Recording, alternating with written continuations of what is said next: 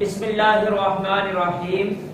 जो 9th class का हमारा संडे का जो लेक्चर है उसमें हम लोगों ने पिछले लेक्चर में कॉलम की 5 जो है डेफिनेशंस पढ़ी थी। आज हमारे पास उससे आगे डेफिनेशंस हैं। सबसे पहली डेफिनेशन है जी ट्रांसपोज।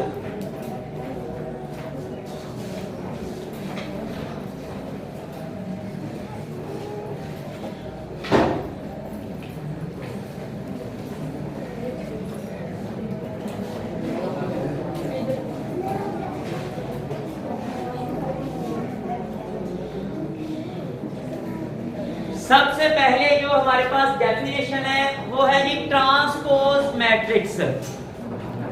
ट्रांसपोज मैट्रिक्स क्या होता है? कहते हैं कि अगर आपको कोई कॉलम दिया गया है उसकी कितारों को कॉलम में बदल दें तो इसको ट्रांसपोज कहते हैं। अगर आपके पास ये कॉलम दिया गया है 1 2 3 4 5 6 7 8 9, अच्छा ये है हमारे पास एक कॉलम। इसकी कितारों को कॉलम में बदल दो तो बस यही कॉलम आपका ट्रांसपोज हो गया।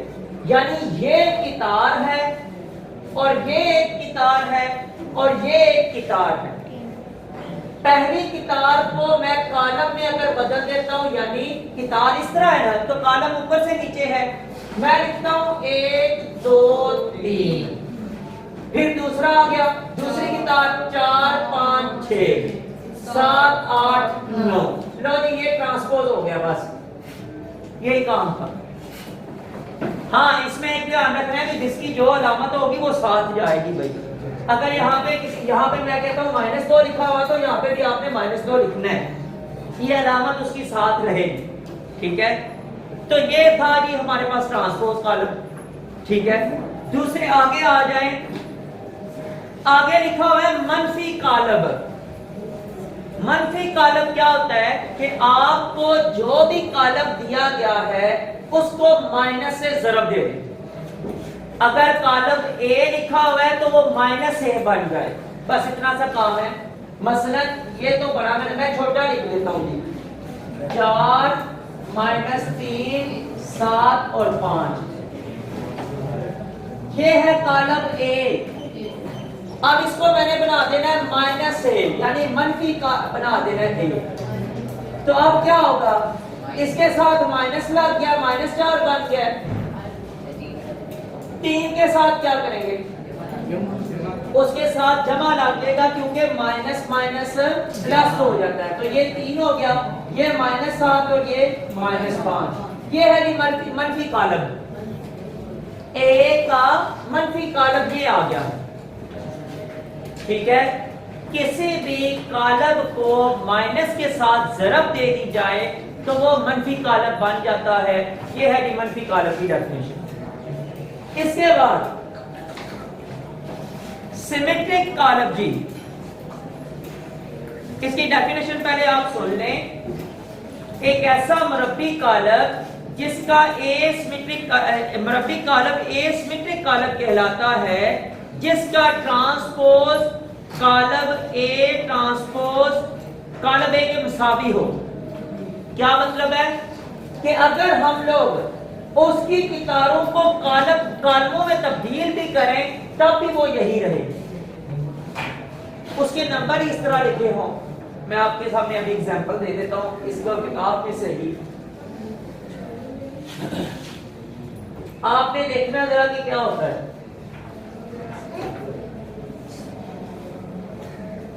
सिमेट्रिक कॉलम जिसके अगर लाइनों को कॉलम्स में बदल दिया जाए तो फिर भी वही रहे। ये देख लेंगे 1 2 3 2 -1 और 4, उसके बाद है जी 3 4 और ये 0। ये है एक कॉलम। अच्छा भाई, एक किसी कॉलम का जो ट्रांसपोज लिया जाता है ना उसको जाहिर करते हैं मसलन ये कॉलम ए है ना, ठीक है, इसका अगर आप लोगों ने ट्रांसपोज लेना है तो उसको जाहिर करना है ए ब्रैकेट लगा के ऊपर टी लगा दे। ब्रैकेट ना भी लगाएं तो वैसे भी ऊपर टी लगा दे उसका मतलब है जी कि ये ट्रांसपोज है। इसका जब हम लोग ट्रांसपोज लेंगे ना, यानी इसकी लाइनों को कॉलमों में तब्दील करेंगे, तो यही कॉलम बनेगा दोबारा। ऐसे कॉलम को कहते हैं सिमेट्रिक कॉलम। ये देख लें जरा, ए ट्रांसपोज बराबर है, इसको मैं कॉलम में करने लगा हूं, कॉलम में 1 2 3, पहली लाइन ये है, दूसरी लाइन ये, उसको भी कॉलम में करने लगा हूं, 2 -1 4, तीसरी लाइन ये है, उसको भी कॉलम में 3 4 0, कोई कॉलम नहीं, दोबारा बन गया। ये ही कॉलम जो है ये दोबारा बन गया है। तो हम इसको ऐसे कॉलम जिसको ट्रांसपोज करें, यानी उसकी लाइनों को कॉलम में तब्दील करें, तो ऐसे कॉलम को सिमेट्रिक कॉलम या सिमेट्रिक मैट्रिक्स कहते हैं। ये है जी सिमेट्रिक मैट्रिक्स की डेफिनेशन। अच्छा, अब एक और भी है, एक ऐसा कॉलम जिसका ट्रांसपोज अगर लिया जाए तो वो -a के बराबर हो जाए। ऐसा कॉलम जिसका अगर ट्रांसपोज लिया जाए तो वो -a के बराबर हो जाए, तो ऐसे कॉलम को स्क्यू सिमेट्रिक कॉलम कहते हैं, स्क्यू सिमेट्रिक मैट्रिक्स कहते हैं। अब ये भी एक डेफिनेशन की इसकी मिसाल ले लें।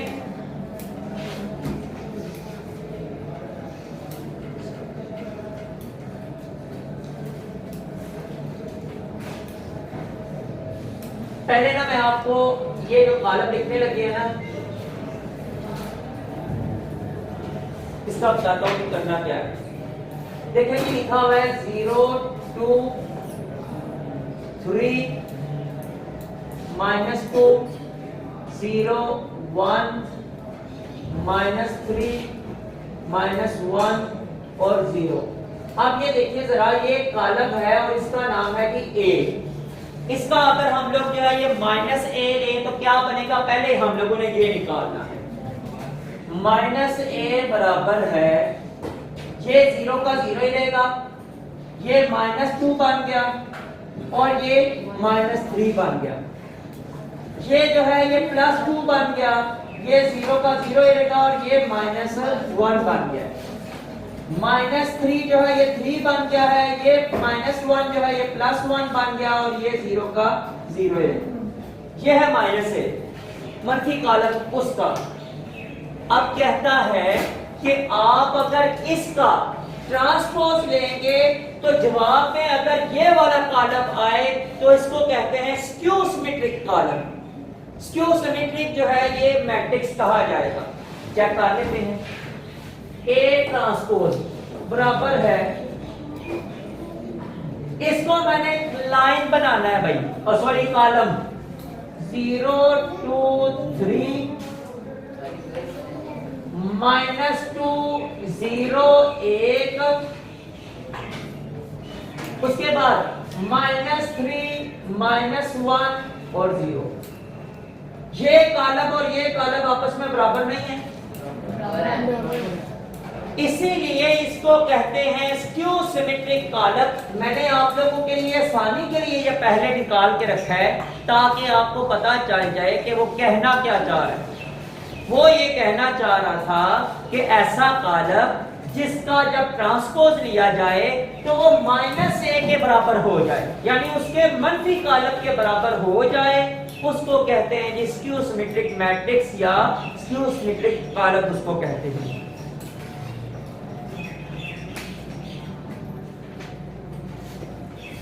इसके बाद हमारे पास जो अगली डेफिनेशन है वो ये है कि वक्री कॉलम।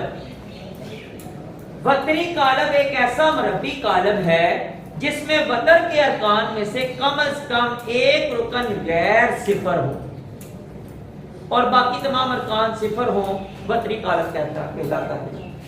अब ये बात समझ लें कि भाई ये मेरे पास एक कॉलम है 0 0 0 0 3 0 0 0 5, ये मैंने अपने पास ही लिखा है। सबसे पहले देख लें कि वतर किसको कहते हैं। भाई यहां से इस तरह ये वाली जो लाइन है ना, इसको हम लोग वतर कहते हैं। ठीक है, ये जो वतर है ना, इसमें से पूरी लाइन भी कोई नंबर हो जाए या कोई एक नंबर सिफर की जगह कोई और नंबर आ जाए तो ये वतरी कालम बन जाएगा। अगर सारे ही सिफर होंगे तो वो सिफरी कालम भी उसको कहते हैं। हम लोग वो पीछे पढ़ चुके हैं। लास्ट पे जो हम लोगों ने पिछले लेक्चर में डेफिनेशन पढ़ी थी वो हमारा था, हाँ जी, सिफरी कालम। उसको नल कालम, नल मैट्रिक्स भी कहा जाता है और उसको जीरो मैट्रिक्स भी कहा जाता है। अगर इस लाइन में कोई एक भी नंबर आ जाए जीरो के अलावा तो उसको वतरी कालम कहा जाता है। अगर सारे जीरो हों तो फिर नहीं करते। अच्छा जी, स्केलर कालम, आगे जी हमारे पास एक कालम है, उसको हम लोग स्केलर कालम कहते हैं। स्केलर कालम कहते हैं कि एक ऐसा कालम है जिसके वतर में सारे के सारे नंबर एक ही हो। मसलन जीरो, यहां पे सॉरी जीरो नहीं, 2 0 0 0 2 0 0 0 2, ये वाली लाइन जो है ये एक ही नंबर होने चाहिए। इसको कहते हैं ये स्केलर कॉलम, इसको स्केलर कॉलम कहा जाता है। उसके बाद आ जाता है वहदानी या ज़रबी ज़ाती कॉलम, और इसको जो है ये इंग्लिश में कहते हैं मल्टीप्लिकेटिव आइडेंटिटी मैट्रिक्स। ठीक है जी, मल्टीप्लिकेटिव आइडेंटिटी मैट्रिक्स इसको कहते हैं। और इसका क्या हिसाब है जी कि इसके वतर में कम से कम ये जो वतर वाली लाइन है ये सारे का सारा एक होना चाहिए।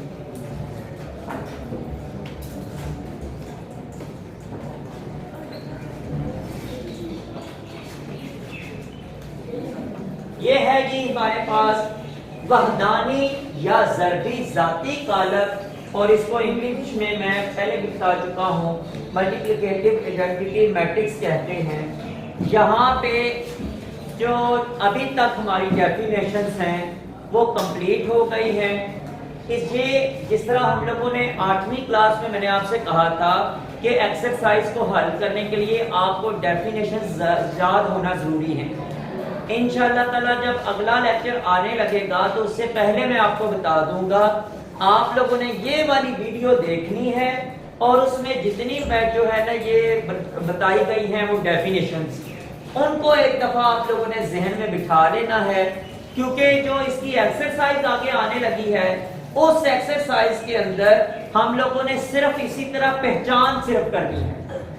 ये कौन सा कॉलम है, उसकी वजह क्या है, कौन सा कॉलम है भाई, इसकी वजह क्या है, इसका ट्रांसपोज क्या हो सकता है, इसका -a क्या हो सकता है। बस हम लोगों ने उस एक्सरसाइज के अंदर यही काम करना है। तो इंशाअल्लाह ताला अगले लेक्चर के अंदर हम लोग जो है ये एक्सरसाइज करेंगे। आज के लिए इतना ही।